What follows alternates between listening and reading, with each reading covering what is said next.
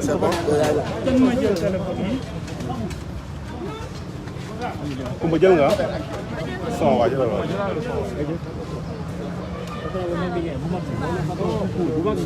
photo non non ñi ngi koy laaj rek.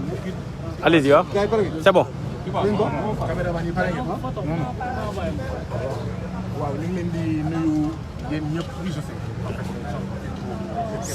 C'est bon, ouais. donc ñu ngi leen di nuyu yéen ñëpp ci seen tur ak seen sant yéen taskatu xibaar yi di nuyu itam mboolem ñi fi nekk bokk mouvement Jóg Jot Na bokk mouvement Mbour Justice nekk ay citoyen lambda Mbour bokk FRAPP département Mbour bokk FRAPP commune de Mbour bokk FRAPP secrétariat exécutif national bu FRAPP jóge Dakar yéen ñëpp ñi fi nekk ñu ngi leen di nuyu yéen ñëpp ci seen tur ak seen sant waxtaan bi nag jàmm la du jàmm waa mouvement Jóg Jot Na seen président nekk ni seen njiit nekk ni ñoo ñu invité ca ñaan yi ngir jox ay information ci coowal suuf bi nga xam ne moo fa am te coowal suuf yi am commune de Malicounda bëri na loolu ñu ne ñun waa FRAPP fépp fu ñu askanu Sénégal woowee mission la obligation la pour ñun ñu dem wuyu ci la ñu nangu ne dañuy dem déglu naxar ak méttitu suñu mbokk doomu Sénégal yi dëkk ci ñat démb nag bii nit yi xamee ne ñun waa FRAPP dañuy ñëw Nianing ba tey ñi nga xam ne ñooy waa mairie bi ñi nga xam ne ñoom ñooy waa APR amuñu jàmm d'abord gendarmerie ñoo njëkk woo ki nga xam ne moom mooy Robert jiite Jóg Jot Na kon ça veut dire que la gendarmerie était au courant xamoon na li xew et ñëpp xam nañ xarañ bi nga xam ne les services de renseignement de la gendarmerie xarañ nañ ko donc xamoon nañ li nar a am ak li war a am les partisans du maire Maguette Sène mi nga xam ne askanu Nianing dañ ko tuumal ne délinquant foncier la bandit foncier la voyou foncier la ses partisans depuis démb ñu ñuy menacé naan ñu du ngeen fi ñëw wala bu ngeen fi ñëwee di ngeen gis loo xam ne mosu leen ko gis ñun nag duñu ñoo xam ne dañuy xoxatal moo tax ñun waa FRAPP on a averti ça fait des semaines ça fait des mois ne benn fii la ñu ndaw Ngadiaga foofu nga xam ne fa la am les puits de gaz en feu invité conférence de presse ñu dem fa ba ñibbi sous-préfet de la localité bu Ngadiaga woo ndaw yi ne leen la prochaine fois avant que waa FRAPP ak ñoom Guy Marius Sagna ngeen leen di invité ca Ngadiaga il faut l'autorisation de la sous-préfecture boobu la ñu commencé artu boobu la ñu commencé ne Sénégalais yi am na loo xam ne mu ngi raam ça risque d'être un danger ça commence sur le FRAPP mais ñun ñëpp nous sommes en danger parce que ñun waa FRAPP ay sénégalais lañu bu ñu nekkul sénégalais sax ay africains lañu luy ndeyu ñu ne am na localité ci Sénégal boo xam ne waa FRAPP wala waa Mbour Justice wala waa Jóg Jot Na wala waa Y'en a marre amuñu fa accès on est allé à Ngadiaga def suñu conférence dem ñu invité une deuxième fois gendarmerie di leen di xooxatal ñu ne sénégalais yi moytu leen ndaxte Sénégal mooy réew moo xam ne da ngay ñëw pour déposer lettre préfecture ñu jàpp la léegi nga bëgg a dem dans une localité pour taxawu sa askan ñu bëgg la xooxatal ñu bëgg la torox ñu demoon Médina Wandifa ngeen ko xamee ci turu xëy na croisement Diarou fàttaliku ngeen li nga xam ne moo fa xew foofu tamit le député maire Malang Seyni Fati askan wa fa nekk tuumal ko ne voyou foncier la délinquant foncier la ay ñooñam ñu taxaw ci buntu dëkk bi ne duñ fa dugg on a réussi à entrer ci biir conférence de presse bi ñuy sànni xeer ba conférence bi ni muy jeexee gendarme moo ñu mujjee escorté à la fin de notre conférence de presse à Médina Wandifa pour ñu génn dëkk bi ci topp mooy ban bi ci topp xëy na mooy Kafountine tamit ñu dem fa askanu Kafountine invité ñu ndax scandale saytu winu quai de pêche Kafountine scandale mairie mu inventé mu créé ay ticket de trésor ndekete c'était du faux di encaisser xaalisu commerçant yi di encaisser xaalisu nappkat yi ndekete mu ngi ko doon dugal dans sa poche. ñu dem fa les partisans du maire bëgg a saboter ñu ne leen fii la ñuy toog du ñu dellu ginnaaw parce que du yéen du monsieur le maire du député du gouvernement du président Macky Sall moo ñu mën a tere wax lu ñuy wax dem fu ñuy dem boobu yëpp nag ñu ngi artu Sénégalais yi naan leen ah am na luy raam loo xam ne bu ñu moytu bu dee jóobee ba tey donc ça veut dire que nous avions raison tey nag ñëw nañ ñu wàcc sur les lieux di visiter 18 hectares yi ñoom waa jóg jot na muy la partie digne de Niani parce que gox boo dem dafay am les citoyens dignes et les citoyens indignes ñu ñuy expliquer faf les partisans du maire Maguette Sène les camarades de Macky Sall ñëw daanu suñu kaw gis ngeen li nga xam.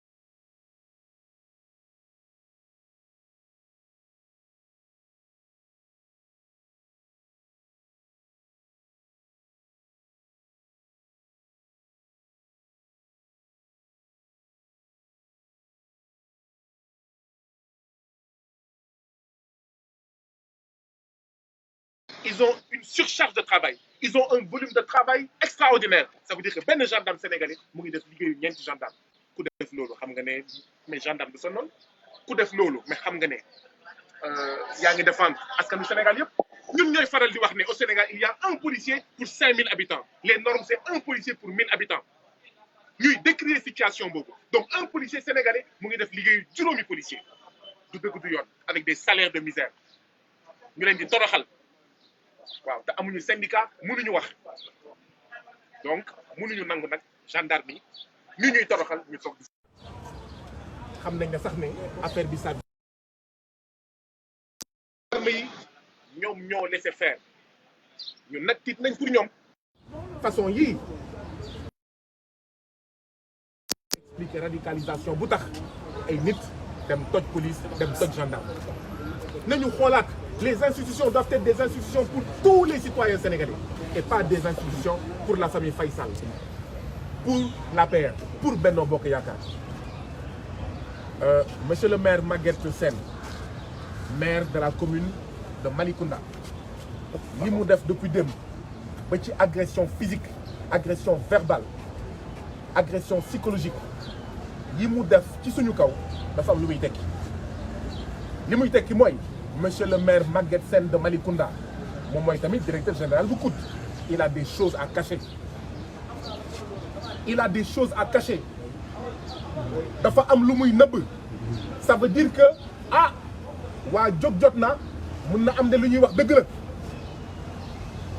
ndaxte kat bu dee ñun mat nañ mat boo xam ne bañuñu sax le débat contradictoire ñun mënuñu rencontrer les deux parties en même temps dañuy rencontrer une des parties rencontrer nag waa jóg jot na même balaay ñuy rencontrer waa jóg jot na ñëpp xam nañ ne Sénégal ni mu amee coronavirus noonu la amee corona suuf il y a une épidémie de spoliation foncière il y a une pandémie de spoliation foncière jàngoro bi nga xam ne moo gën a métti ci Sénégal tey mu ngi tudd accaparement des terres maanaam kii moo suufu béykat kii moo suufu sàmmkat kii moo suufu baadoola département Mbour mbir moomu bëri na fa Guéréo Mbour la bokk am na jafe-jafe suuf Ndengler Djilaax am na jafe-jafe suuf Mbour la bokk Balabougou am na jafe-jafe suuf ci Mbour la bokk mais Kignanbour am na jafe-jafe suuf ci Mbour la bokk Nianing am na jafe-jafe suuf ci Mbour la bokk et cetera lim naa Ndengler lim naa Djilaax kon problème am na moo tax nag ñun ñu sol suñu dàll ne duñu seetaan suñu mbokk Nianing yi ndaxte nag ñun waa FRAPP te jàpp naa ne mooy gis-gisu Mbour justice mooy gis-gisu Y'en a marre suñu action c'est aussi pour travailler à édifier une nation forte et solide ndaxte lan mooy tabax nation forte et solide mooy bu waa Nianing amee jafe-jafe waa Dakar ñëw waa Casamance ñëw bu waa Casamance amee jafe-jafe waa Fouta ñëw bu waa Fouta amee jafe-jafe waa Kaolack ñëw waa Goudiri ñëw bu boobaa kenn dootul xoolati kii waaso bii la bokk kii diine bi la bokk kii tarixa bii la bokk donc ñun buñ ñu décoré wul kenn waruñu toroxal ñun buñ ñu soutenirul kenn waruñu dóor waaye dama bëgg muy leer l'intimidation ne passera pas ñun duñu ñoo xam ne dañuy xoxatal moo tax nag dañuy annoncé ne fan yii di ñëw dinañ ñëwaat fii ci Nianing ndaxte Nianing Sénégal la bokk te ñun ay africains du Sénégal lañu dañuy ñëwaat Nianing dañuy ñëwaat Nianing dañuy ñëwaat Nianing j'espère que bii pas dinañ si ànd ak suñu mbokk Mbour Justice dinañ coordination boo xam ne waa Y'en a marre dinañ ñëw waa Mbour Justice dinañ ñëw ñeneen ak ñeneen dinañ ñëw pour ñu pencoo alalu commune Malicounda pour ñu pencoo alalu Nianing ngir bañ ñu paacoo ko ngir bañ ñu paacoo ko ngir bañ ñu luubal ko mbir mi dafa war a leer réew mi dañ ko war a pencoo kenn waru ko paacoo te ñun pencoo moo ñu indi woon Nianing dinañ ñëwaat Nianing par la force dinañ waxtaan par la force dinañ def suñu réunion par la force dinañ def suñu rajo lii mooy li nga xam ne moo ñu indi woon léegi nag damay abdou président Macky Sall sama classe gi genre Guy Marius Sagna yi musuñu ut paaka musuñu ut jaasi musuñu ut gourdin musuñu doxantu sax ak coupe ongle musuñu ut fetal musuñu ut ngànnaay mais bu fekkee nii la nar a demee vous nous incitez à nous armer te dinañ ngànnaay ndaxte nag duñu toog seetaan ñu ñuy def lii police di toog di seetaan gendarmerie di toog di seetaan procureur toog di seetaan yow président nga toog di seetaan lii moo jur première vague ndaxte injustice bi dafa bëri lii moo nar a jur deuxième vague ñun nag li ñu tax a jóg mooy spoliation foncière bi bëri na et on va s'armer monsieur le maire bu Malicounda du ñun ñoo ñëw Malicounda nga yebal say ñoñ pour ñu toroxal ñu yow xanaa doo génn Malicounda xanaa naroo dem commune jàmbur dama bëgg muy leer monsieur le maire bu Médina Wandifa ñun ñoo ñëw sa dëkk nga jéem ñu toroxal xanaa yow naroo dem commune jàmbur ça peut aller très loin te ñun jàmm la ñu bëgg ñu ngi interpeller kilifa yi kilifa diine ça peut aller très très loin tey dama dégg ay ndaw yu Malicounda naan ñu dëkku leen fii amu leen lu ngeen fii def c'est extrêmement grave lii mooy xénophobie lii mooy régionalisme lii mooy communautarisme mais c'est normal bu ñu demee ba cim réew mu am un député bu ne nañu jël jaas yi mais c'est normal que d'accord ndànk-ndànk petit à petit ñuy semer les germes de la division communautaire dans ce pays là gis ngeen li nga xam ne xew na fële ca Diohine gis ngeen li nga xam ne xew na la chômage la pauvreté la jafe-jafe ci mbay njaayum géej gi problème bi du waasoo pël du waasoo séeréer du waasoo tukkuleur et piège bii la ñu bëgg a dugal nous on doit refuser ça suñu noon du séeréer bi suñu noon du wolof bi suñu noon du pulaar bi suñu noon du joolaa bi suñu noon du murit bi suñu noon du chrétien bi suñu noon du maanaam tijaan bi suñu noon mooy ñii di luubal alalu askanu Sénégal suñu noon mooy ñi nga xam ne ci seen saytu winu réew mi ci seen saytu winu suñu ay communes ils condamnent les populations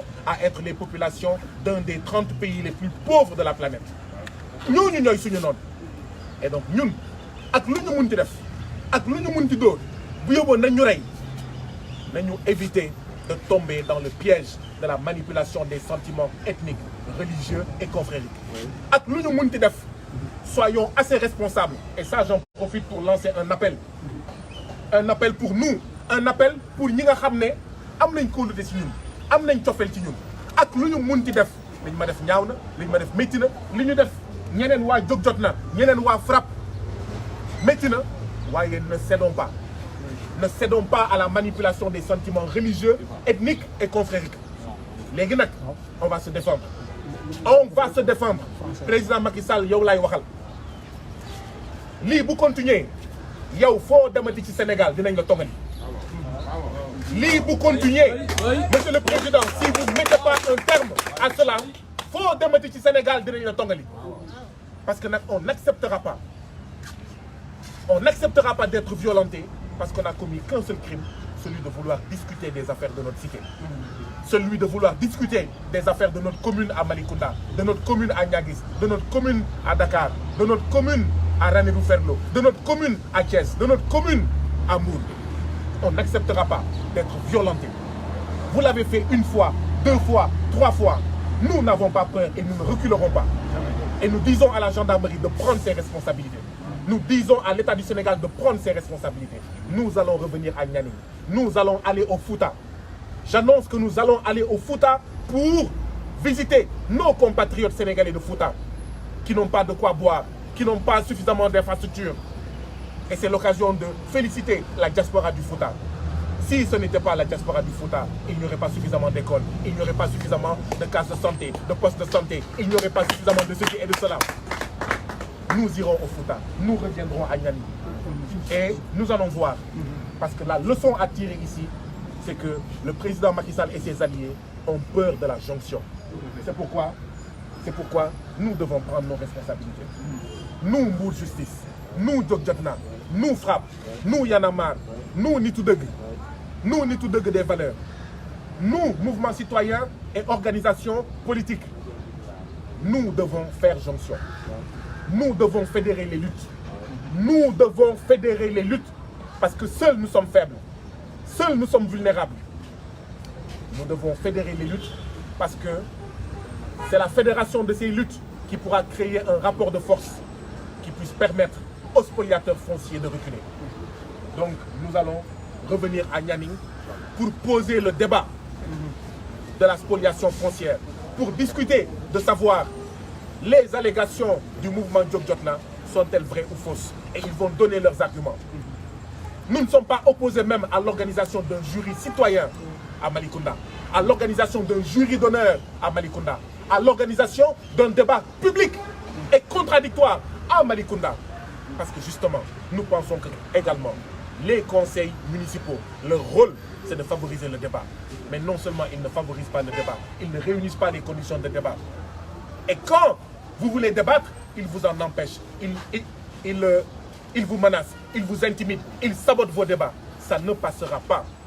Je vais être clair, ça ne passera pas. Nous de Djokjotna, nous disons ça ne passera pas. Nous de Mbour Justice, nous disons ça ne passera pas. Nous de Frappe, nous disons ça ne passera pas. La lutte continue et nous vaincrons. Nous vaincrons à Malicounda, nous vaincrons à Nianing, nous vaincrons à Kignabou, nous vaincrons à Guéréo, nous vaincrons à Balabougou, nous vaincrons partout où il y a de la spoliation foncière. Nous vaincrons surtout partout où il y a de l'injustice, partout où les citoyens sénégalais sont opprimés.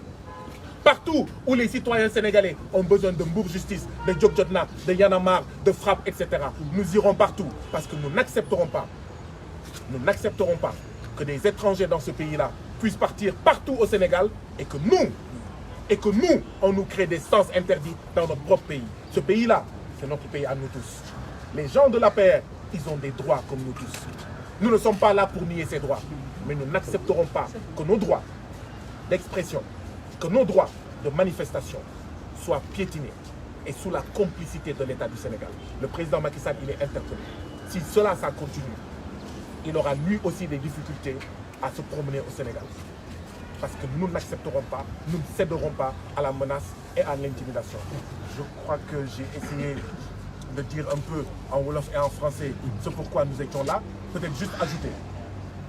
On espère que le procureur de la République va s'autosaisir parce que les faits sont suffisamment graves. À un moment donné, nous avions même plus peur pour les gendarmes de la gendarmerie de Nianing que pour nous-mêmes. Tellement ces voyous, ces bandits, ces nervis, manipulés par le directeur du COUD, le maire de la commune de Malicounda, M. Maguette Sène, qui a même mobilisé des agents du COUD, des gens en provenance de tous les villages du département de Mbour, étaient tellement massés devant la porte de la gendarmerie que nous avions même peur pour les gendarmes. Et nous le leur avons dit que cela, ce sont des conditions inacceptables pour nos vaillantes forces de défense et de sécurité des conditions inacceptables de travail. Et donc, nous espérons que le procureur va s'autosaisir. S'il ne fait pas son job, nous allons porter plainte. Pas pour nous, mais pour que plus aucun autre citoyen sénégalais ne subisse la même chose que nous. Nous allons porter plainte. Et cette plainte, ce n'est pas pour nous venger. Cette plainte, ce n'est pas parce que nous sommes rancuniers. Mais cette plainte, c'est pour dire tout simplement plus jamais ça. Parce que nous ne voulons pas que d'autres citoyens sénégalais subissent la même chose que nous. Plus jamais ça. Dans les jours à venir, nous vous informerons, d'accord, des suites à donner, notamment par rapport à la plainte. Nous vous informerons également de la suite à donner par rapport à notre retour à Nianing. Nous viendrons à Nianing sans Gourdin. Nous reviendrons à Nianing sans Pierre. Nous reviendrons à Nianing sans coupe-coupe. Mais nous espérons que l'État du Sénégal réunira les conditions d'un débat démocratique.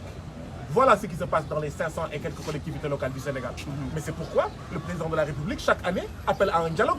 Mais le dialogue doit commencer dans les communes.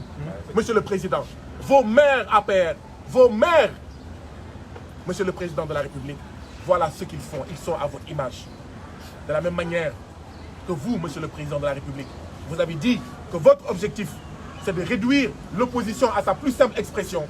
Mais vos maires dans les localités veulent réduire les patriotes et braves citoyens de Djokdjotna, de Mbour Justice, de Yanamar, de Frappe et d'ailleurs à leur plus simple expression. Ça ne passera pas. Et nous sommes inquiets et nous sommes tristes. Parce que ce qui s'est passé aujourd'hui montre qu'en réalité, vous n'avez pas bien mûri la leçon des mois de février et mars 2021. Et nous sommes tristes. Monsieur le Président, vous aviez dit que vous aviez compris. Mais nous constatons qu'en réalité, vous n'avez absolument rien compris. Vous menacez la tranquillité dans ce pays-là. Vous menacez la paix dans ce pays-là. Parce que si cela continue, si c'est d'autres que nous, ils vont aller se venger. Nous allons installer notre pays, le Sénégal, dans un cycle de vengeance. Œil pour œil, dent pour dent, morsure pour morsure, brûlure pour brûlure. Et nous ne voulons pas, nous ne souhaitons pas que le Sénégal sombre dans un système de œil pour œil, dent pour dent, morsure pour morsure. Il vous revient à vous, Monsieur le Président de la République, parce que vous avez la plus grande responsabilité de retenir vos troupes. Parce que si vous ne les retenez pas, nous serons obligés de nous défendre. Et pour nous défendre, nous serons obligés de nous armer.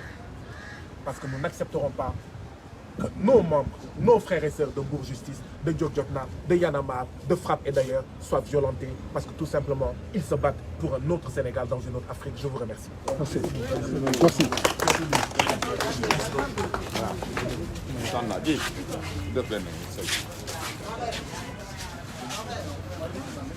Alors, le camarade Guy, camarade Aziz, qui a également été violenté, a reçu des violents coups. Également le camarade Abbas Tamid. Le camarade Abbas. Sans oublier le coordinateur de Frappe, Mam Ousmane Wade. Il s'est évanoui après un coup qu'il a reçu.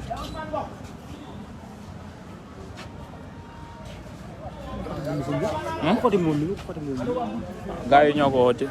fan waa mairie bi. mu fële ma ne ko ñani. ñani waaw. ëpp na ñaaw na ñaaw ya. ñaaw na. kon ñoo xeex ak ñoom foofu. waaw. tànk tey suba. tey léegi nii sax. lan la ay terrain la wala. ñun dañu demoon def conférence de presse rek. waaw. mairie bi waa mairie bi ñëw foofu. ak seen gourdin. ak seen gourdin di commencé di ñu attaqué. booy ya. ak booy yëpp. xeex ak yéen foofu. gendarmerie ñëwul. gendarmerie teew na ñu ngi doon foofu. nga sa seetaan. seetaan kenn ci ñoom deful dara. léegi kan moo jiite lii kan moo wax ko yónni. ah ko yónni. kan. ko yónni pour ñu attaqué. mairie bi. ah mairie bi. Maguette Sène. Maguette Sène. ay des plainte nañu. waaw. Donc, absolument, comme c'est dans le département de Mbour, l'appel que nous devons lancer tous ensemble, il faut qu'il y ait des meilleurs débats entre nous, Sénégalais de Mbour. Nous, on viendra de partout. Mam Ousmane Wade est là. Il est là, ne t'inquiète pas. Parce que là, Non, c'est Cheikh Tidiane qui te demande. Là, c'est Mbour, mais ça dépasse Mbour. S'ils réussissent à créer un sentiment de peur, d'intimidation dans le département de Mbour, nous sommes tous menacés. C'est pourquoi fii lañ ko war a fekk. Donc cette jonction-là, bu mu nekk wax rek. Voilà. Donc am ngeen vous avez mon numéro de téléphone. Donc voilà. Absolument. Nara. Ah, moo la jàpp. Man démb laa gëj a lekk démb laa gëj a naan te wóoru. Démb la ñu commencé. Non, c'est de l'école.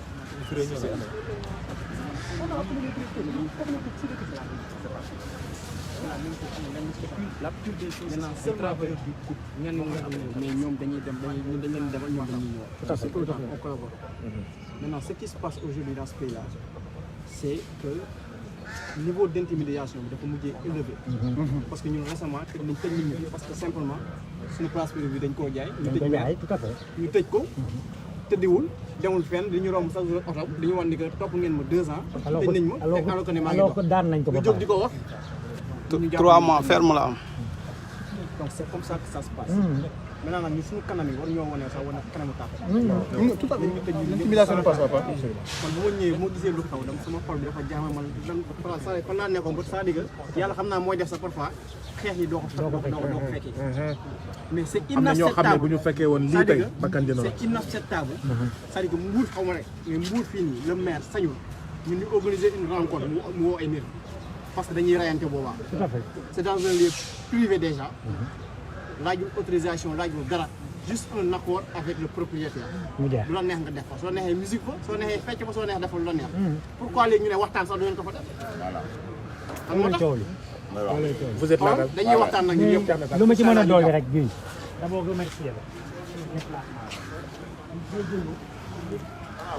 vraiment comme mu amee wax dëgg fa yàlla xamee wuñu mais am na nit ñi fu ñu jóge ñëw tilimal seen bopp li am mais pour te rassurer par rapport à ce dossier toog nañu ak Mbour Justice wax nañu ak ñoom expliquer leen ce qu'on fait et depuis lors on continue à collaborer li nga wax nag mooy dëgg à un certain moment jonction dafa baax wolof yaay nee na mbooloo mooy bool te muy dëgg bu ñu booloowee toutes les forces qui sont à Mbour dans le département defe naa ne bu ñu yëkkati day jóg li fi nekk ci mbirum foncier Mbour am na de waaye suñu zone bii c'est 133 hectares je le dis devant des témoins 133 hectares du domaine de Nianing 70 hectares du club Aljana 80 voilà du club Aljana 100 hectares du ministère de la justice bu mu teg loxoom suñuy maam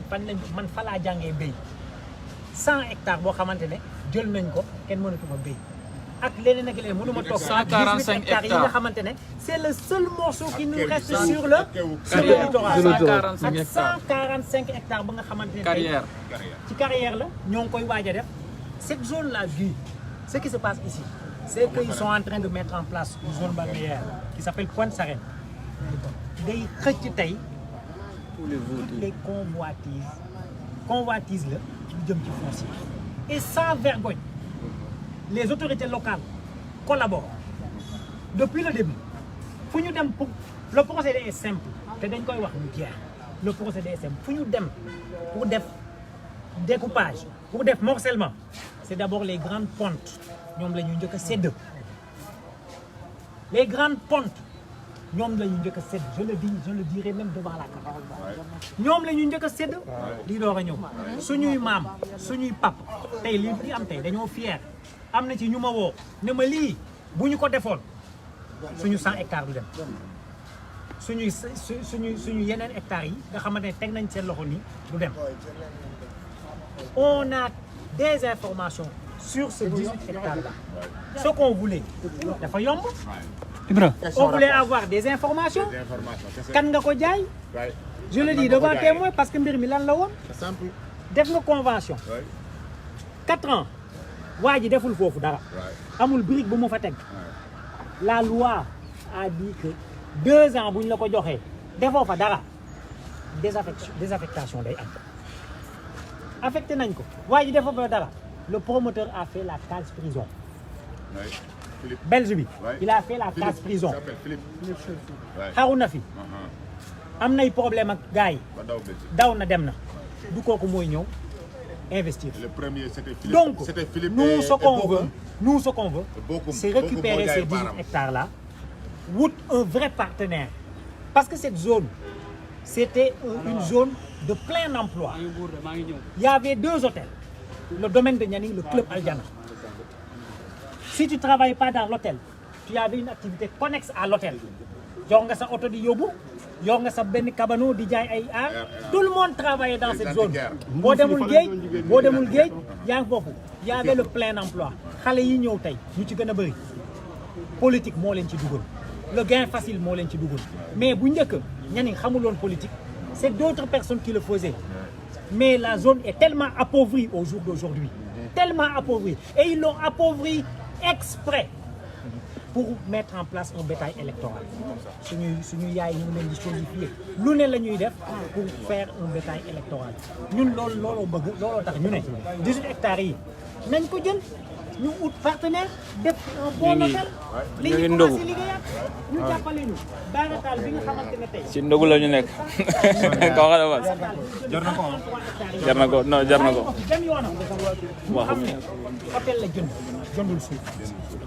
Baarataal foog mu xam ne hôtel la jënd bu doon liggéeyloo des milliers de personnes di dundal tout Nianing ba Mbour y a des gens yoo xamante ne Mbour Nianing hôtelu Nianing yi moo leen ngénte hôtel yooyu lañ bëgg ñu ubbiwaat Baarataal xam ne jëndul suuf hôtel la jënd te waa Nianing ñoo ngi koy xaar pour mu ñëw tabaxaat hôtel bi te lu ñu war a wax aussi ci hôtel boobu bu njëkk moomuñu ko woon du woon 133 hectares village bi am na ci toujours une part et loolu dañoo bëgg ñu clarifier ko. Ok, merci. De la bouche de madame Armande bi nga xam moom moomoon hôtel bi wax na devant témoin que am na 12 hectares yoo xamante ne village bi mooy ko moom loolu yëpp dañu bëgg mais pour ne pas waaw